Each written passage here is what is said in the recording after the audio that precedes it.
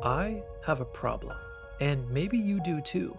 I'm stuck in a constant loop of resetting my Pokemon games, only to beat a few gyms, forget all about it, and repeat the cycle.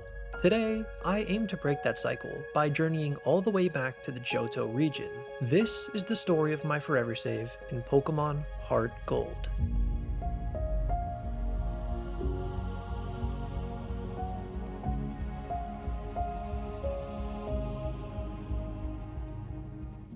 If you're new to my channel, allow me to briefly explain what a forever save entails. We're playing through this game with the intention of keeping it, well, forever. So I want to experience everything the game has to offer. That means we're going to go out of the way to do some fun, optional things like the bug catching contest and Pokeathlon Dome. In addition, I'll be catching every new Pokemon I see, along with battling every last trainer in the game. Oh, and I also read the dex entries of each new Pokemon I find, so you may even learn a thing or two while watching. Our journey begins on my birthday, which is August 2nd. I thought this would be a super fun day to start this, so I can always look back and remember this day. But don't worry, I didn't just play Pokemon all day. I did make sure to spend some time with friends and family. Afterwards, I jumped straight into these games, and you may notice that there's two of them. Well, that's because I'm going to be hunting down a shiny starter. Normally, I would forgo this option, but since the resets are insanely fast, I didn't mind spending some time looking for one.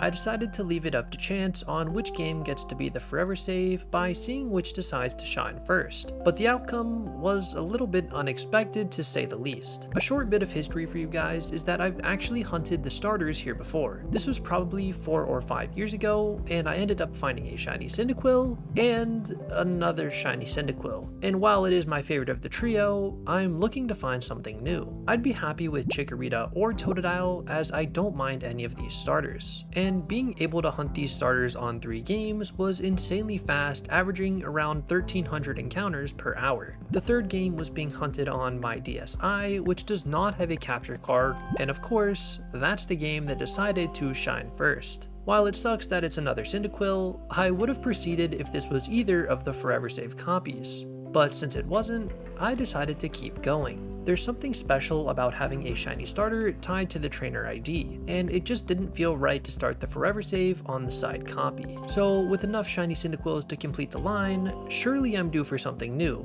right?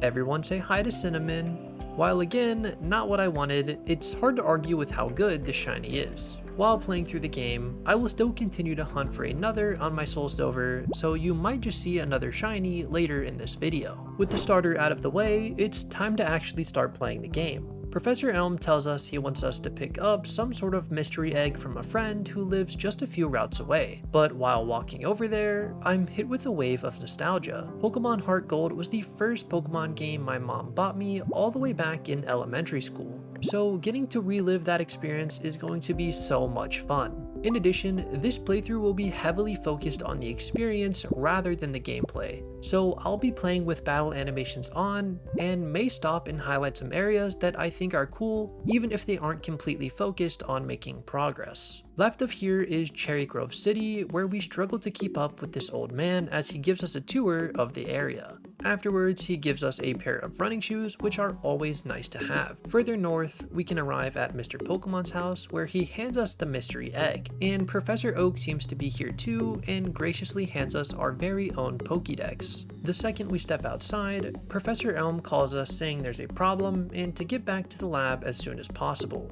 On the return trip, we run into some kid who thinks he's a hotshot. Little does he know I've got a shiny Cyndaquil who makes quick work of his Totodile. Back at the lab, we get accused by the police officer before Lyra steps in to save us. After naming the rival, I talk to my mom and ask her to save some money for me. While this is completely optional, there are some cool items we can get from this, so I'll be sure to highlight them whenever I can. Back on Route 29, Lyra is waiting for us and shows us how to catch a Pokemon. But before taking this route on, there's a hidden potion just outside the lab that I make sure to grab. Route 29 offers just 2 items, being a potion and the reoccurring green apricorn. With that, it's time to start catching some Pokemon. First up is the original regional bird, Pidgey.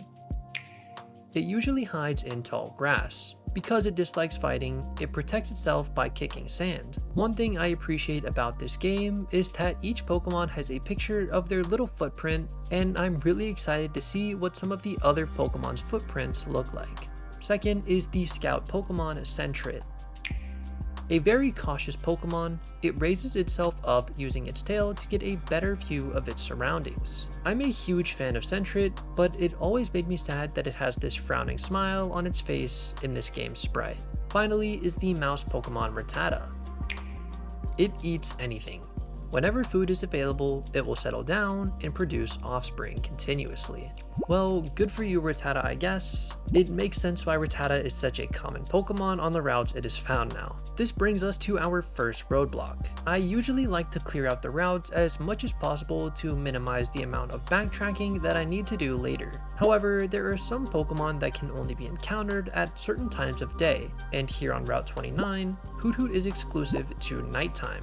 Now, while I could easily change the clock on my DS to get around this, I actually ended up really enjoying the authentic experience. It gave me something to look forward to in the evenings and a reason to wake up a little earlier in the mornings throughout this challenge. Now, I'm not saying it's wrong to change your DS clock or anything like that. What I am saying is that for me personally, not changing the clock at all throughout this series adds a whole new layer to the game and ended up making for a more enjoyable experience. So in the meantime, I worked on some other things, went out to my birthday dinner, and got my team prepared for this game. This, along with my other Forever Save videos, I like to shiny hunt a full team of Pokemon in other games and transfer them over to use in my Forever Saves. This gives me a fun way to use the otherwise box warming shinies and heavily reduces the amount of time I need to spend grinding my team on wild Pokemon thanks to the trade EXP bonus.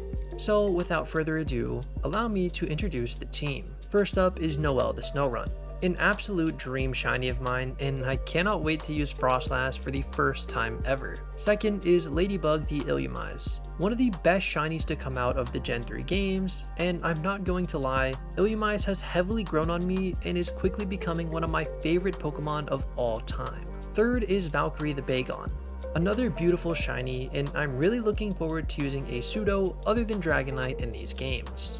Fourth up is Titania the Aeron, yet another Gen 3 Pokemon, but a really good one nonetheless. Fifth is Jinga the Hitmontop. You may notice a few unique picks to say the least on this team, but I'm super excited to use this Pokemon with the Technician ability. Fake Out and Rolling Kick are going to put in some serious work. Finally is Coral the Eevee. While I could immediately evolve this into a Vaporeon, I want to keep it as an Eevee for a little while at least because the shiny is just so good.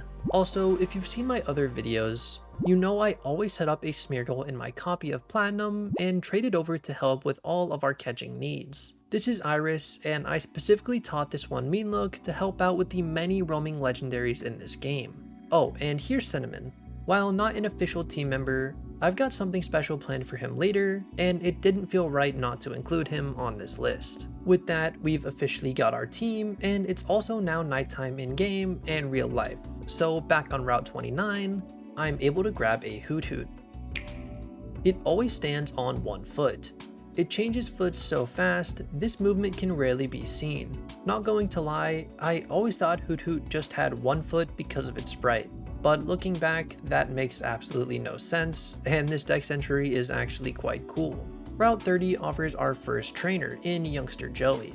Him and his Rattata are pretty well known in the Pokemon scene, but he's no match for my over-leveled, disobedient Hitmontop.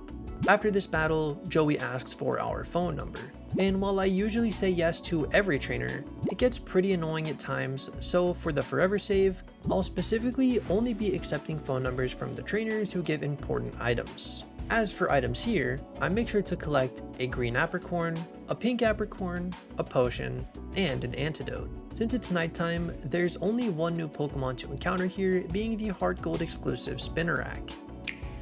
It lies still in the same pose for days in its web, waiting for its unsuspecting prey to wander close. Not going to lie, I absolutely hate spiders in real life, but Spinarak is kind of cute, so he's the exception. Caterpie and Metapod are also available here, but since it's nighttime, they'll have to wait until tomorrow. Route 31 has a single trainer in Bugcatcher Wade. He boasts an insanely weak team of level 2 and 3 bugs, but thanks to Hitmontop's disobedience, this battle took a lot longer than I care to admit. Item-wise, I make sure to collect a potion, a black apricorn, a Pokeball, and the Versus Recorder. Yet again, there's only one new Pokemon to encounter here, and this time it's the Grass Poison type Bellsprout. Even though its body is extremely skinny, it is blindingly fast when catching its prey. This description is an insanely bold claim considering Bellsprout's base speed is lower than a Caterpie. Yeah, blindingly might be a slight exaggeration. Regardless, we can now make our way into Violet City. A house on the left offers an Onix in exchange for a Bellsprout, but his roommate offers some much more heartfelt advice, reminding me that trading Pokemon won't obey us until we have the required gym badges. Here in the city, I make sure to grab 2 items, being a hidden Pokeball and a yellow apricorn. This is where I decided to call it for the day, and tomorrow morning the plan is to go back and catch the Pokemon exclusive to morning and daytime. Day 2, I woke up a little later than planned and spent a good 15 minutes trying to catch a Metapod because my Smeargle was just so sleepy. Inside the shell, it is soft and weak as it prepares to evolve. It stays motionless in the shell. Metapod, I'm sorry that you're stuck in there, but unfortunately, you won't be evolving anytime soon. Luckily, my next encounter, the bug-type Caterpie, was caught on my very first ball. For protection, it releases a horrible stench from the antennae on its head to drive away enemies. This game has the best Caterpie sprite of them all, and no one can change my mind. Next up, it's time to tackle Sprout Tower. Today, I have a few goals in mind. I want to make a lot of progress. The date is Monday, August the 4th, and that means tomorrow is a Tuesday, which also happens to be one of the days that the bug catching contest occurs. The bug catching contest offers some unique Pokemon that can only be found if you participate, and the grand prize is a Sunstone, which can trivialize some otherwise tedious evolutions. I remember mostly ignoring this back when I first played, so I'm really excited to take a more in-depth look and catch the rare Pokemon available. Needless to say, the plan is to make it all the way there, or at least put ourselves in a position to be able to get there tomorrow. Upon reaching the top of the tower, our rival seems to have challenged the Elder, but before we can have a real chat with him, he storms off. With him gone, it's time to challenge the Elder ourselves, but of course we're able to take him down quite easily. Afterwards, I make sure to collect an escape rope, a potion, an X accuracy, and a paralyze heal. Just like that, it's already time to challenge the first gym. But first, I make sure to take down the 2 trainers inside. This gym holds a lot of memories for me as it's the first gym I ever beat in any Pokemon game. The first time I challenged Falkner, I had a level 20 Quilava because I didn't know you had to stand on this gym's platform to go up to the top, so I just assumed my Pokemon wasn't a high enough level. But when I did finally challenge him, Flamewheel took down both of his birds pretty quickly. Anyways, it's now time to challenge Falkner, and my Hitmontop and Eevee can easily take down his Pidgey and Pidgeotto. Just outside, we get a call from Professor Elm letting us know that he wants us to take care of that mystery egg. So after dropping off one of my Pokemon to make room, I collect the egg from a scientist in the Pokemart. South of here is Route 32, and it's a very iconic Jhoto route for me. This guy hands me a Miracle Seed, but I remember always getting stuck here the first time I played the game back in elementary school, and thinking my game had some sort of glitch, or that maybe this old guy just didn't like me. Keep in mind I was like 7 or 8, so don't judge my mistakes too harshly. Before proceeding though, I remember to head north and grab the HM for Rock Smash. While we tackle the trainers here, I'm going to talk about what I'm planning for this forever save. As you know, I hunted a shiny Cyndaquil, but I also don't plan on that being the only hunt I do here in these games. There are actually quite a few shiny hunts I plan on tackling here, most of which are legendary, including stuff like Ho-Oh, Lugia, Mewtwo, Kyogre, Groudon, and Rayquaza, and maybe even Suicune too. These legendaries are all very special to me, and hunting them in these games specifically will be so rewarding since I can have them follow me around. That being said, there will probably be times where these hunts take days or even weeks. Because of this, I plan on continuing my forever save in Pokemon X when I'm unable to work on this forever save due to the shinies taking some time. But ideally, they'll all shine very fast and that'll be unnecessary. That being said, I am also super open to the idea of streaming my hunts like that. I really enjoy engaging with you guys in the comments. So if you would be interested in catching a stream or two of me shiny hunting some of these targets for the forever save, definitely let me know. There's also a huge video project I'm doing on the side, but it's a very, very long one and should be one of the best videos I ever make. I'm hoping to get it out by Christmas, so make sure you're subscribed so you don't miss that, along with the future forever save videos. Item-wise here, I make sure to collect a shell bell, some lure balls, the old rod, the TM for bullet seed, a repel, a great ball, and one final great ball. As far as Pokemon go, there are 2 new ones to collect, and the first I find is a Hoppip.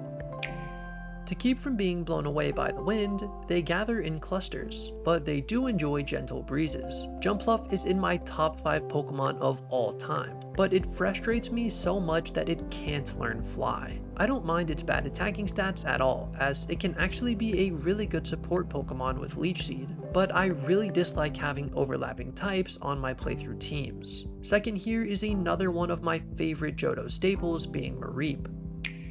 If static electricity builds in its body, its fleece doubles in volume. Touching it will shock you. If you've seen my Omega Ruby videos, you'll know that I love this Pokemon as I used a Mega one in that series. The pink shiny is so clean and it's an extremely well made Pokemon. If you're playing Soul Silver, there's actually an additional Pokemon to catch here, being Ekans. But Hard Gold can also get this, just not till a little bit later.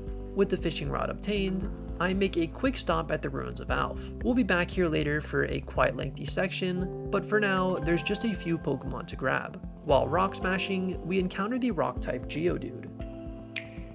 Most people may not notice, but a closer look should reveal that there are many Geodude around. This Pokemon is so simple. It's literally just a rock, and the dex entry gets that point across very clearly. I then head over towards the water and reel in a Magikarp.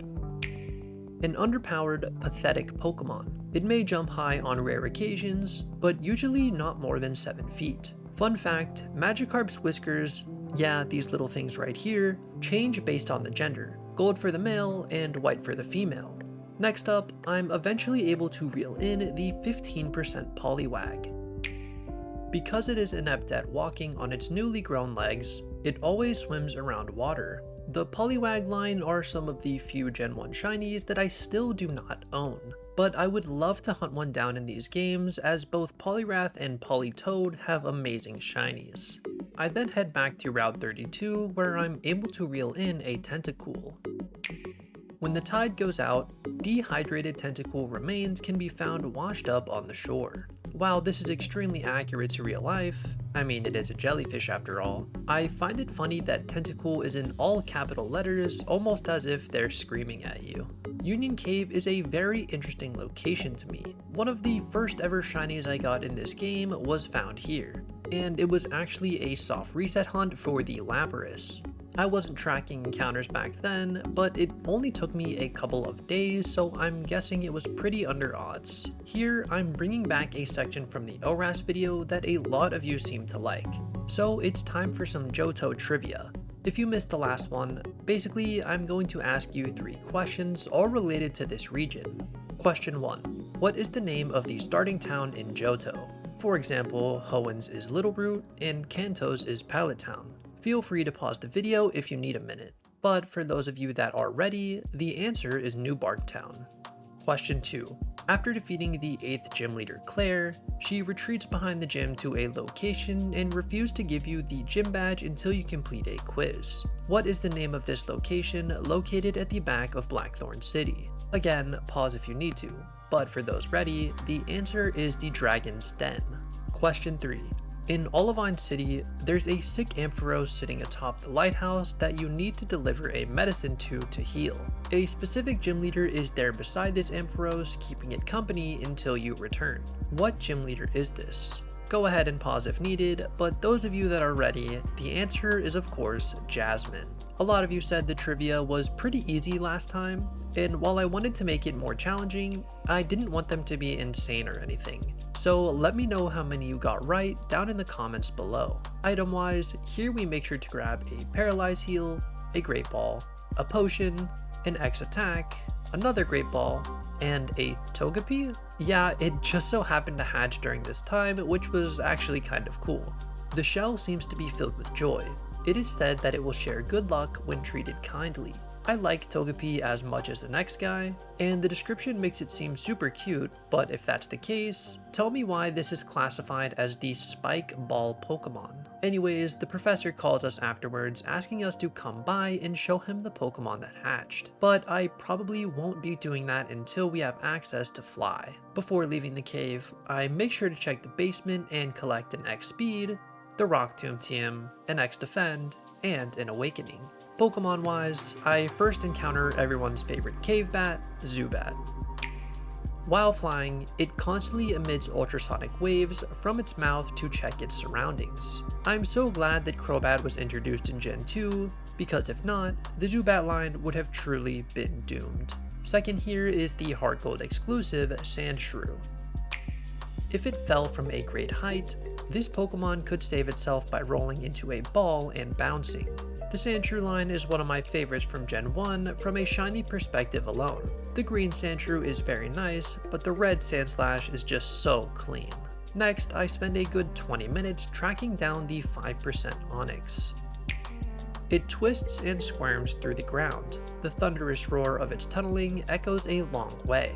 So I knew Onix was pretty big from the anime, but 28 feet long and over 450 pounds, this thing is absolutely terrifying. Finally, we can use the old rod here to reel in a Goldeen. Its dorsal pectoral fins wave elegantly in water. This is why it is known as the Water Dancer. I feel like I'm reading Shakespeare with this deck entry, but regardless, I don't think I've ever heard anyone call this Pokemon the Water Dancer. Sorry, Goldeen. Just outside of Union Cave is Route 33, which contains just one trainer with a couple Geodudes. Unfortunately for him, Hitmontop easily sweeps them through. There are two items here that I quickly grab though, being a pink Apricorn and a black Apricorn. As far as Pokemon go, there's one new one being a Spearow.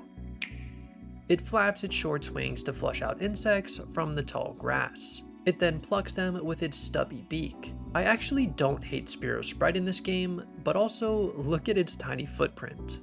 Just west of here, we find a Team Rocket Grunt guarding the Slowpoke Well. But before talking to him, there are some items I want to grab in town, being a full heal and a white apricorn. Here in Azalea Town, a well-known man by the name of Kurt makes Pokeballs in exchange for apricorns. Unfortunately, Team Rocket seems to be selling Slowpoke tails, and upset by this, Kurt chases after them. At the bottom of the well, Kurt seems to have injured himself, leaving us with the task of clearing out Team Rocket. After taking down a few annoying grunts, Executive Proton is waiting to challenge us. His team just consists of a Zubat and a Coughing, so thanks to my Hitmontop and Bagon, we're able to take him down. Reluctantly, he leaves, and afterwards, we meet up with Kurt back at his place. Here, I hand him a pink apricorn as he'll make one Pokeball per day depending on which color of apricorn you give him. And with this pink one, he'll turn it into a Love Ball. I won't spoil what I'm stockpiling these for, but just know that each day, I'll make sure to come back here and grab the Love Ball and have him start making another one. After that, I head back down into Slowpoke Well as I need to collect the items. A Great Ball, a Super Potion, and a second Super Potion. If you've played these games before, you'll know there's a certain Pokemon that lives down here that we need to collect. And of course, that Pokemon is Slowpoke. It lazes vacantly near water. If something bites its tail, it won't even notice for a whole day. Slowpoke was originally planned to be on the team in this forever save. However, I tried multiple times chaining it in Platinum, but my chain kept breaking, so I eventually ended up giving up, and that's why we have a Vaporeon on the team instead. Next up, it's time for one of my favorite gyms of all time. This gym has a unique mechanic of riding on the spinnerack to get across these gaps. And while it may seem pretty simple, compared to Falkner's gym, which is just a room up in the air, it feels much more creative. I do of course make sure to battle all of the trainers here, as I need to get all the money that I can. Eventually, we're able to take down the last of them and take the spinnerack that leads us over to Bugsy. The reason I love this gym so much is that Bugsy is actually a challenge, at least his Scyther is. The Metapod and Kakuna are obviously a joke, but the 500 base stat total Scyther at gym number 2 is to be taken very seriously.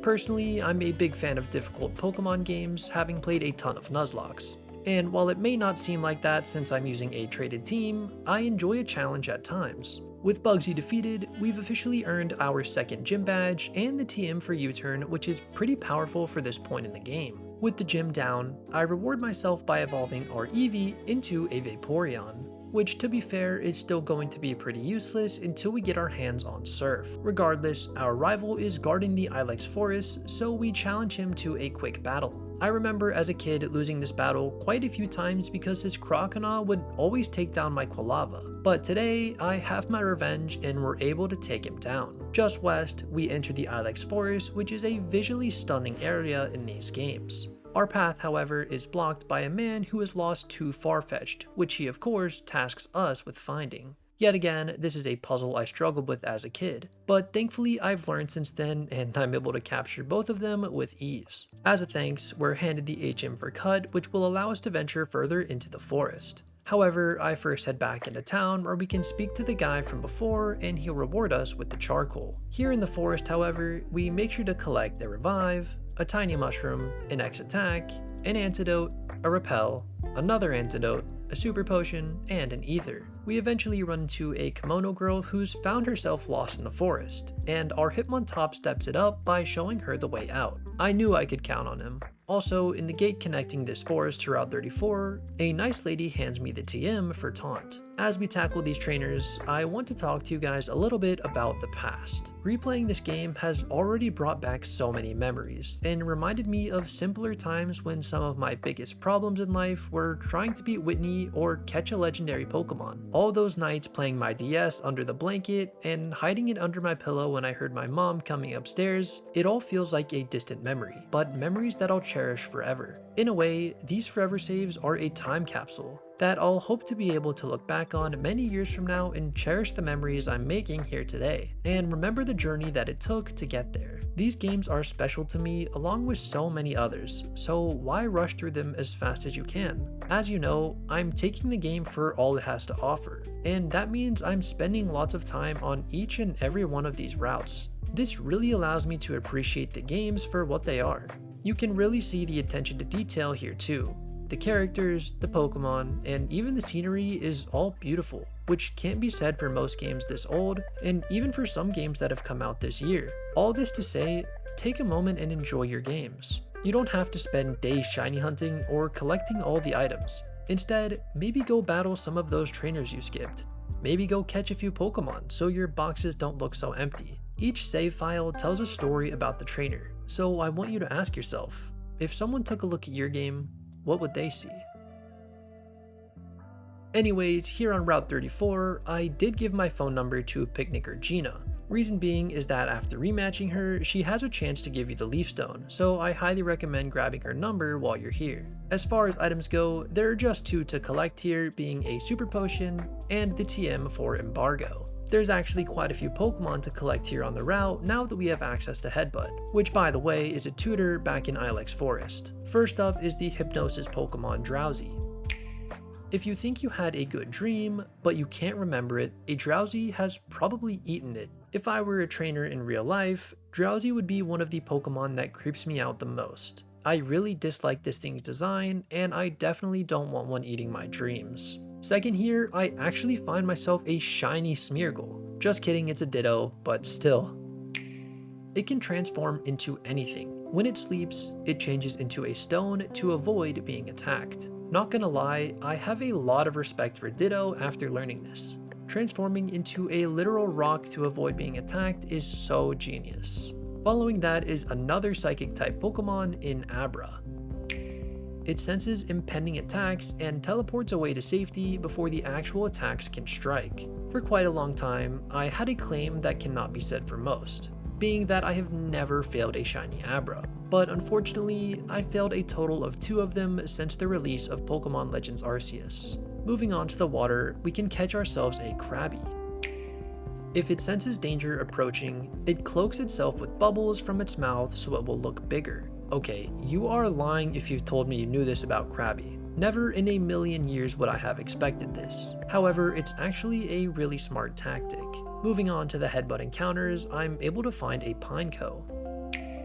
It likes to make its shell thicker by adding layers of tree bark. The additional weight doesn't bother it. This is one of the very few Pokemon that I think has a downgrade in its shiny form. The all yellow look it has just makes it feel awkward, like someone came by and tried to spray paint it. To be clear, I'm specifically talking about Fortress. Pineco's colors are brighter and I actually quite like shiny Pineco. Finally, we can grab the 3rd psychic type of the area, being an Execute. Their shells are very durable. Even if they crack, they can survive without spilling their contents. I know this Pokemon is from Gen 1, and usually I'm not a huge fan of super basic Pokemon, but I think Execute has just been around too long for me to hate it. Plus, it has a really good shiny form. North of here, we arrive in the largest city in the Johto region. Here, I make sure to collect a plethora of items, including an Ultra Ball, a Burn Heal, an Ether, an Antidote, a Super Potion, a Paralyze Heal, the Bicycle, another Super Potion, the Blue Card, and the Radio Card. After learning about a trade inside the department store, I quickly go back and catch a second Drowsy and trade it for a Machop here because it's holding the very useful item in the Macho Brace. I then talk to the store clerk where he delivers us all of the items our mom purchased using our money. And those items are some Cassid Berries, Papaya Berries, a Repel, and some more Papaya Berries. It's now time for everyone's favorite activity, gambling. And by gambling, I of course mean flipping over Voltorbs. Or rather, not flipping over Voltorbs as we're trying to win. My goal here is to amass 2,800 points, which will allow me to purchase a Dratini and an Ekans, which is exclusive to Soul Silver. I'm not an expert at Voltorb Flip, but many years ago I hunted a Dratini here in the game corner, and it took quite a long time to build up enough points to be able to purchase 5 of them at once. That hunt took me well over a month, of course taking breaks here and there, but that Dratini is very special to me, and I actually used it in my Pokemon Diamond video where I completed a living dex. That video took an insane amount of time to make as I literally caught every Pokemon. So if you haven't seen it, I highly recommend checking it out, so I'll leave a link down below in the description if you're interested. Anyways, after over an hour of Voltorb Flip, I'm finally able to purchase an Ekans.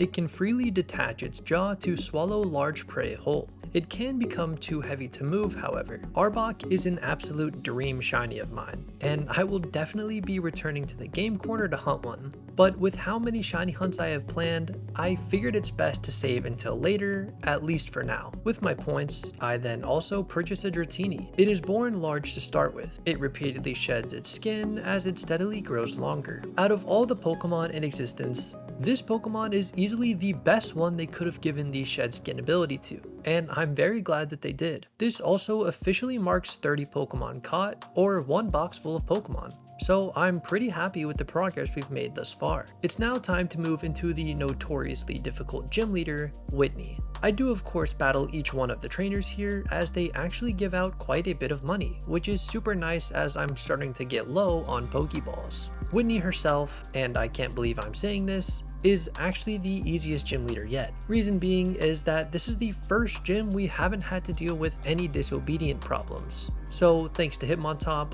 Whitney falls in just a few turns. Whitney, being the crybaby that she is, refuses to hand over the badge, but after talking with one of the trainers in the gym, she seems to have calmed down and hands over the plain badge, along with the TM for Attract. Thanks to this badge, we can head to a little shop in the northern part of the city and collect the squirt bottle, which will be getting used quite soon. As I was browsing Bulbapedia, I learned about a feature in this game that I had literally never heard of, and that's the daily drawing corner. Essentially, how this works is that you pay 300 Pokédollars and you have a 10% chance to win the grand prize, which is a different TM depending on which day of the week it is. and the other 90% of the time you'll either get a berry or a Pokeball. I actually got quite lucky here and managed to get the TM for Shadow Claw on my very first try, so each day from here on out, I'll be coming back here to try and get the TM. Oh, and you can try as many times as you want, so as long as your pockets run deep, you'll eventually get the TM of the day. But my luck didn't stop there.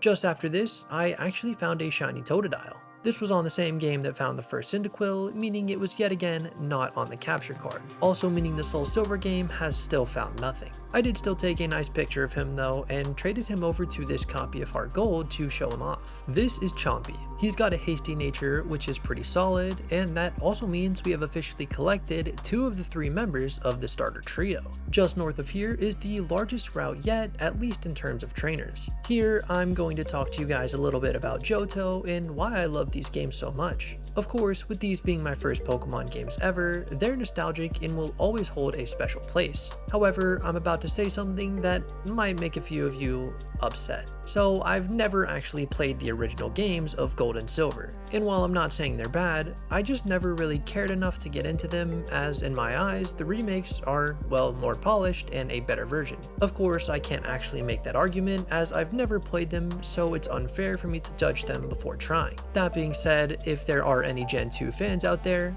I'm looking for a reason to purchase a copy of Silver, Gold, or even Crystal. The biggest thing turning me away from them is that I've heard that the save file is tied to the game's battery, meaning when the battery inevitably dies, the save file will die along with it. I also am not a huge fan of the way the PC boxes work in Gen 2, but again, I'm just being nitpicky here. I'm still definitely willing to give them a shot, however, the graphics are a little outdated to say the least. But I'm sure some of you Gen 2 stans will give me some reasons why the games are so great. Speaking of great, remember the bug catching contest I was so excited about? Well, we're almost there. We just need to tackle the rest of this route first. Item wise, I make sure to grab a Paralyze Heal, and the Payback TM. As far as Pokemon go, the first I come across is a Nidoran female.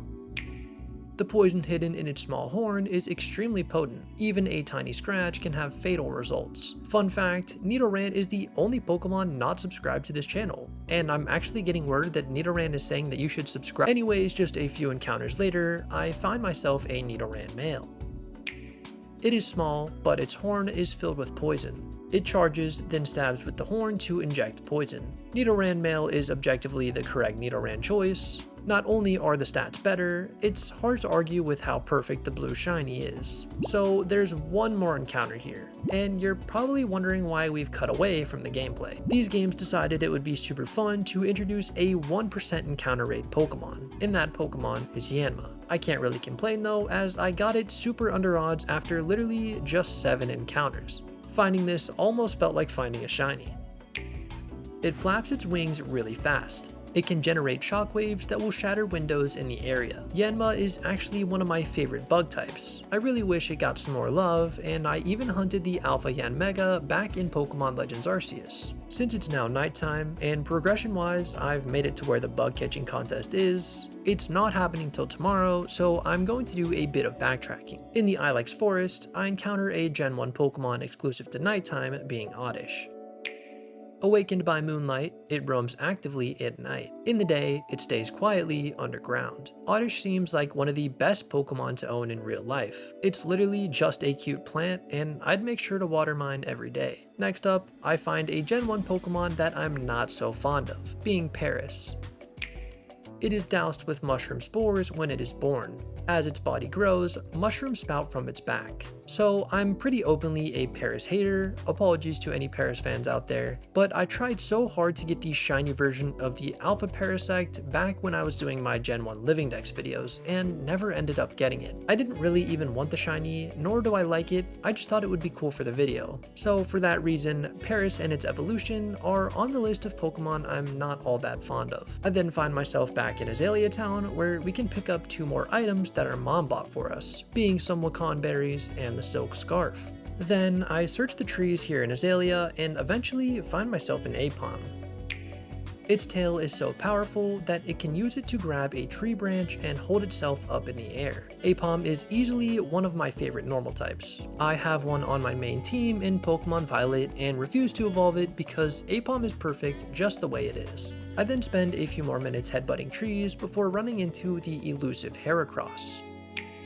This powerful Pokemon thrusts its prize horn under its enemies' bellies, then lifts them and throws them. Depending on how well this forever save goes, I plan on coming back here and hunting down a shiny one of these here in the headbutt trees. I even ordered a Japanese copy of the game so that I'd be able to do encounters a little bit faster, but more on that later. As I'm leaving, I checked the wiki and learned that there's actually some really special headbutt encounters here in the Ilex Forest. I literally had no clue they could appear here, so let's see what they are. First up, I find myself an illegal, underleveled Butterfree.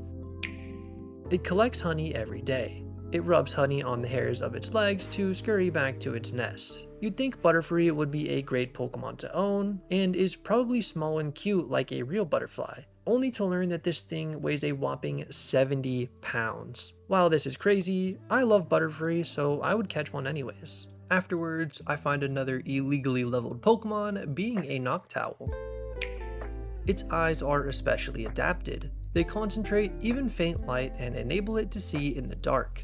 This may be a hot take, but I actually quite like Noctowl. I also used to think Noctowl was part elk because of the thing on its head kind of reminded me of antlers, which yes I know is kind of an insane thing to say. Day 3 begins at the daily drawing corner, where after almost spending all of my money, I finally get the Flash Cannon TM. I then speak with Kurt to pick up our love ball and get him started on yet another one. After all this time, I'm very excited because it's finally time for the bug catching contest. If you're unaware, the bug catching contest happens every Tuesday, Thursday, and Saturday, and there's a few Pokemon that are exclusive to this. You're awarded points based on how good the Pokemon you catch are, so Pokemon with higher base stats give you the best shot at winning. My main targets here are Scyther and Pinsir, and after just a few minutes, I'm able to find a Scyther.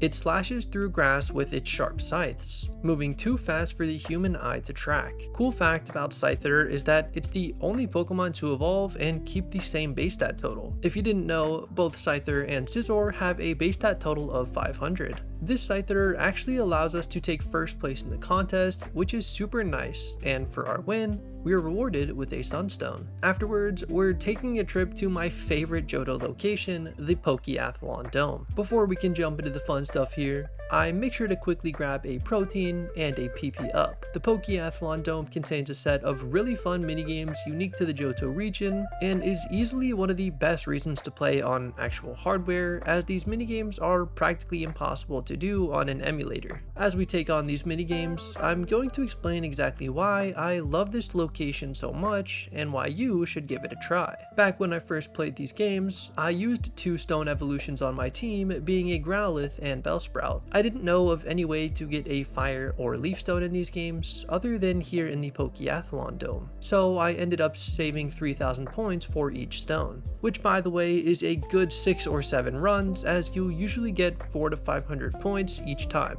and that's assuming you win. There are all kinds of fun minigames here, and your Pokemon have certain stars in each category explaining what they excel at. At one point, I'm pretty sure I was grinding these minigames just so that my starter could have the medal in all 5 categories despite only excelling in a few. All this to say that the Pokeathlon Dome is actually one of the most fun, optional areas in any Pokemon game. I'm not a huge fan of contest halls or Pokestar Studios in the Unova region, but here at the Pokeathlon Dome, it's not only an enjoyable experience, but also offers some really useful rewards to assist you in obtaining some tedious evolutions. All of this may just be blind nostalgia talking, but even replaying it now, I found the experience enjoyable, and I plan on coming back here later in the Forever Save to collect some evolution stones. For now, I'll stop with the Pokeathlon Dome, and it's time to head over to the National Park. Here, I'm going to quickly talk to you guys about how I almost scrapped this entire video. For starters, I don't like the picture quality.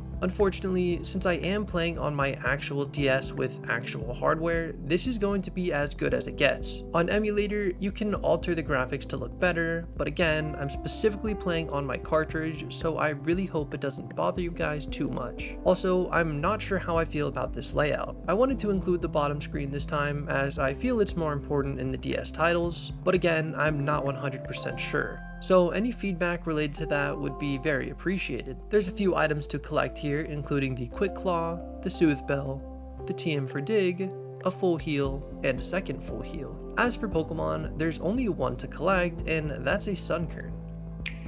it may plummet from the sky. If attacked by a Spearow, it will violently shake its leaves. I have so many questions about you, Sunkern, but first off, why are you raining down from the sky like some sort of meteorite? Oh, and I also catch a second Sunkern and immediately use the Sunstone we just won to evolve it into a Sunflora. So here's where I ran into a very unfortunate problem that caused me to lose almost all motivation for making this video. The power cut out while I was recording, causing me to lose a good bit of footage, and unfortunately I had saved in game, so there's no way for me to replay the footage or progress, as the file was completely corrupted. While I was extremely frustrated, I didn't lose an insane amount of progress in the grand scheme of things. What I did do is cover routes 36, 37, and collected all the items in Ecutreak City. One thing I value highly is authenticity, and I want to be completely honest with you guys whenever there's an issue or mistake made on my end. Unfortunately, there's literally nothing I can do to get this footage back,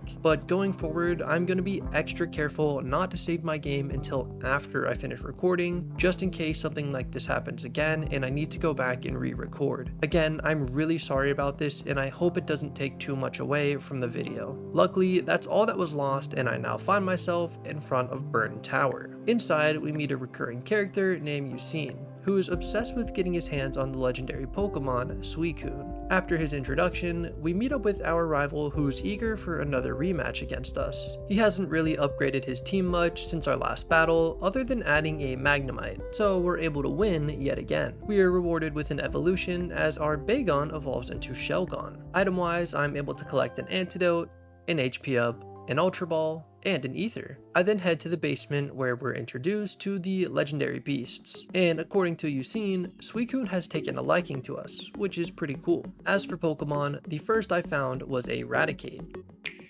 Gnaws on anything with its tough fangs. It can even topple concrete buildings by gnawing on them. This thing must literally have teeth of steel.